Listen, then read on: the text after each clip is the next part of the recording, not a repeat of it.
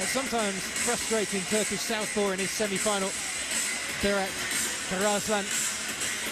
But he had wonderful timing when he chose to throw his strikes, and that's what you mean about the execution and the accuracy. When you can time it so well and land your shots cleanly, it really is fantastic to watch. And Manasikhin, excuse me, really was able to pull that off in his semi-final. He had a great patience in the ring with his victory as he gets set to take on the Ukrainian Hektor Dominikin. And his opponent in the blue corner, representing Ukraine,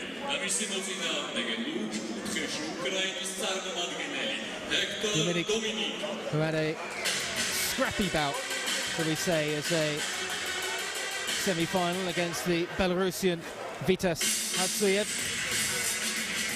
The winner of the Tbilisi Memorial Tournament, this youngster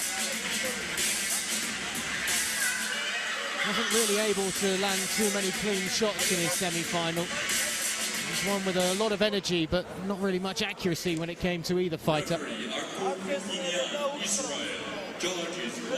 So Duminik will get the headgear on and get himself in the right frame of mind for his battle against the Russian, just looking to continue the gold-paving road all the way back to Russia that the women prepared for the men in the afternoon session, and they're continuing to pave so far in their first encounter of the evening session, as we've just seen.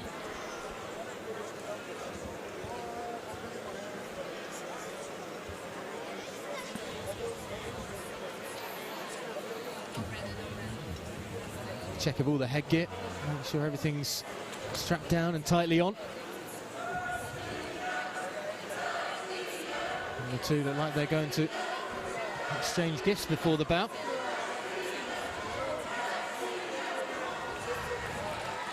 Very sporting and nice to see. Haven't seen that yet this evening. Don't often see that in... No, that's the first time this evening, isn't it? The pennants there, Russia against Ukraine here, the first Russia-Ukraine battle in the boys.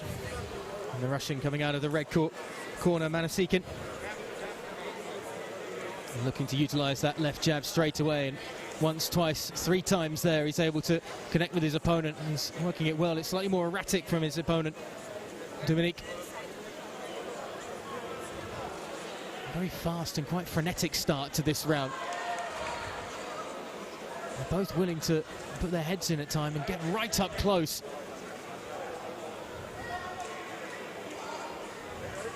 And the left hand of Manasikhin once again being used to just try and tag his opponent. It's not really dodging out of the way of anything that comes back in reply, and Duminik too is able to land a fair share of his blows and starting to swing left, right, just for a moment there. There's a lot of energy. It's a little untidy, though, in the opening minute. There's some solid work done by Duminik in the second half of that minute, though. There was a spell there where he set his feet and just timed Manasikhin, landed 3-4 good punches. He is finding the body every now and again to the fighter in blue. I would advise him to go for that a bit more, because when he's looked down there, he's made contact almost every time. Manasikhin just a little bit too gung-ho for me. His first few shots with the left hand seemed to indicate that he was going to try and use the jab and keep a bit of range, and then he just started walking closer and closer as the opening few seconds went on, and then they just started firing at each other on all cylinders. Up in a clinch at the moment, and Manasikhin again stepping straight back into his opponent as he steps away. No real shot coming from it, though. As Duminik tries to land something on the uppercut as they pull away from each other, their heads getting right close to each other again, and Manasikhin once again very aggressive, trying to force his opponent, almost shove him back into the ropes before he starts to rain down the shots. An opening round that certainly seemed a little untidy at times compared to what we've seen in those first two bouts, and tough to call at the moment. I'd probably go with Manasikhin. As we have a look, and that's exactly what the judges have gone with. Only just, though, 3 10s and a 9 for Manasikhin, the Russian. Duminik with a 2 10s and a 9 for himself. The split scoring is fair enough there. You'd have gone red corner, I'd have gone blue. So as you say, 3 cards there for Manasikhin, 2 for Duminik, which sets sets it up nicely. I think Dominik's got the potential here if he can just take that little half step back, which he's done at times, to catch MANASIKHIN on the way in and just keep trying to work that body. But MANASIKHIN is, as you say, he's full of energy. He's been coming forward relentlessly from the off, and I think that might be what just shaded him that opening round. Not very little in it. Still plenty to fight for then, as they both exchange early blows. MANASIKHIN again with that left hand just after the initial exchange, able to pop the head back of his opponent. That left jab is useful when he uses it, but after he's used it, it all suddenly gets a bit erratic and a bit flurried, and that's when Dominik is able to answer back a fair bit.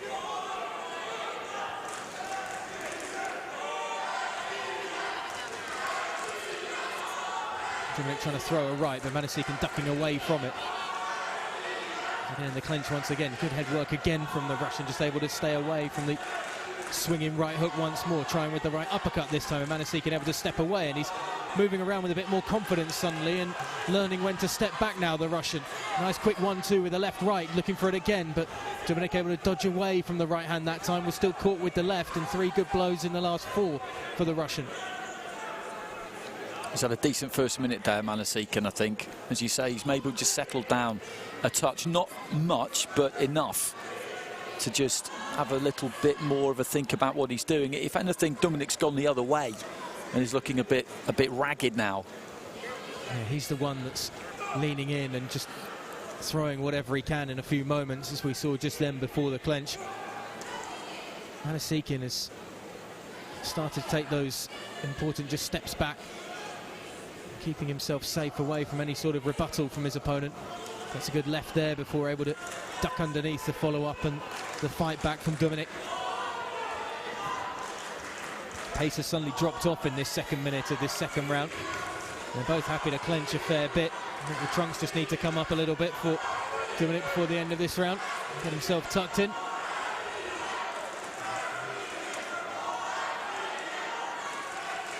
The official is growing a touch impatient, and it can't be done quicker. And these last few seconds of the second round can tick away. Again, it's that untidiness to finish the round that we saw at times, and they're still going. In these last 10 seconds. Well, not too pretty on the eye, the end of that second round, but there were certainly some really nice aspects for it for that man in red, MANASIKHIN, the Russian, in the early exchanges. And that is why it is 10s across the board for MANASIKHIN, and Dominik finds himself with just 9s in the second round, and I think that's probably a fair result after what we saw in the opening minute before it got a little scrappy and hectic once again.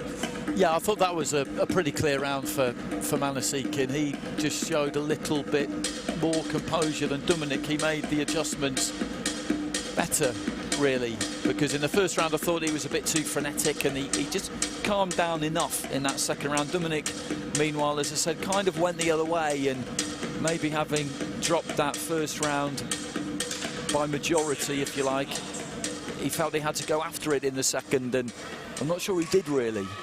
But MANASIKHIN is in a handy lead now because he's got a 2-point advantage with 3 judges. He just needs to maintain that, and he's a gold medalist. So round 3 gets underway. And again, they're up close and almost hooked onto each other. And Dominik not happy with that. So had a look at the official. He was caught as well there by a left, as he once again looks to get in close and start swinging a little wildly. Oh, the big right hands once again easy for MANASIKHIN to duck away from. Caught with a left as well, Dominik, as he walked onto that jab. There's not much in reply. Looks for the body that time, Dominik, and MANASIKHIN just able to arch his body away from it nicely.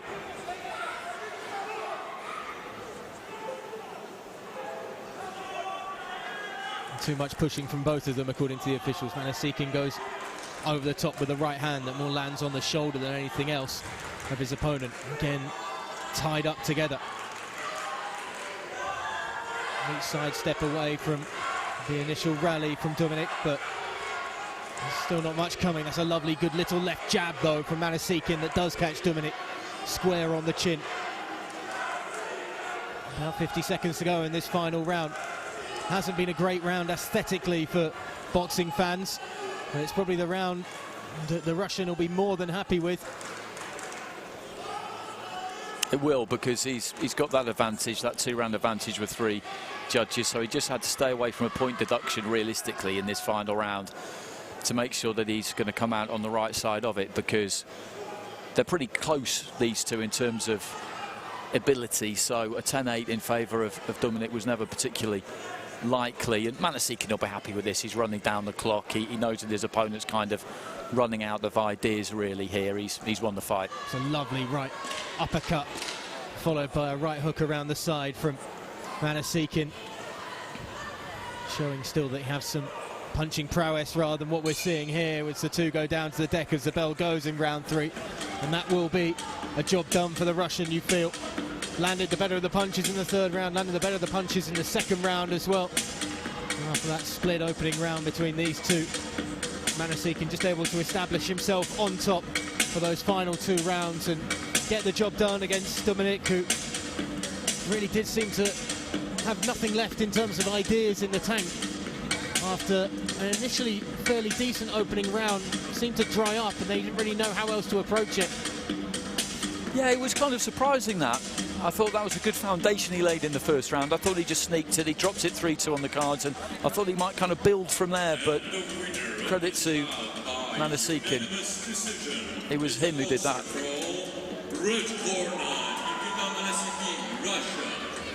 Nikita Manasikhin then takes the gold medal.